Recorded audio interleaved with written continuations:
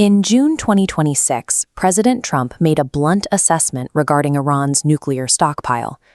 He stated the United States had no reason to send ground troops to retrieve it because the material was already, quote, entombed. The Middle East currently rests under a fragile ceasefire. This follows a sudden conflict that eliminated Iran's command structure, culminating in the death of Supreme Leader Ali Khamenei. The primary trigger for this war was the status of 440 kilograms of 60% enriched uranium, a stockpile sitting one short technical step away from weapons-grade purity.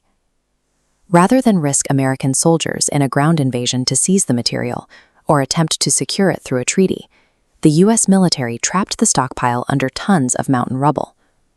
This operation functioned as a targeted demolition, focused on physically burying the primary negotiating leverage the Iranian regime spent decades building. To understand how the region reached this point, we have to look back to the back-channel negotiations hosted in Oman throughout 2025 and 2026.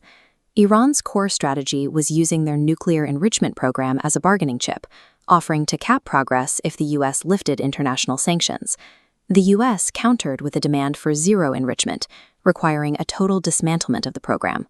With both sides refusing to budge on the core issue of enrichment, Washington moved to resolve the impasse by destroying the material that made the negotiations necessary. On February 28, 2026, the diplomatic gridlock ended. The U.S. and Israel launched a coordinated air and naval bombardment across Iran. The initial wave of strikes bypassed traditional military installations to target the negotiating brain trust directly, resulting in the assassination of top officials like Ali Larijani.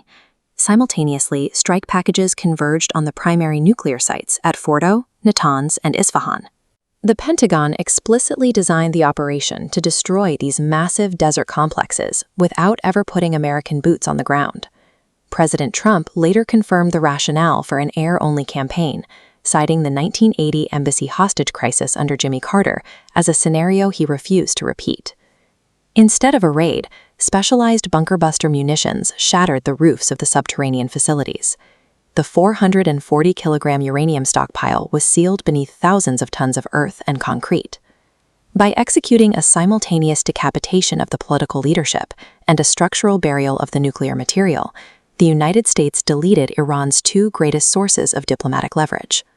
With the nuclear sites in ruins, Washington deployed a final mechanism of economic coercion, a total naval blockade designed to suffocate Iran's remaining economy. Regional mediators summoned the fractured Iranian leadership to Islamabad. The meeting consisted of a formal delivery of the American ultimatum. The U.S. presented a 14-point memo dictating the terms of the ceasefire. These included a strict moratorium on all uranium enrichment and the mandatory reopening of the Strait of Hormuz. The administration also tied the ceasefire to a broader objective, a coordinated expansion of the Abraham Accords throughout the Arab world. Today, the U.S. monitors compliance through 24/7 camera surveillance of the rubble at the three nuclear sites. The peace is maintained by the standing threat that U.S. bombers will return if the sites are disturbed. The U.S. successfully used overwhelming military force to dictate a new regional order. But the long-term question remains: can a Middle Eastern peace built entirely on the threat of bunker busters actually hold?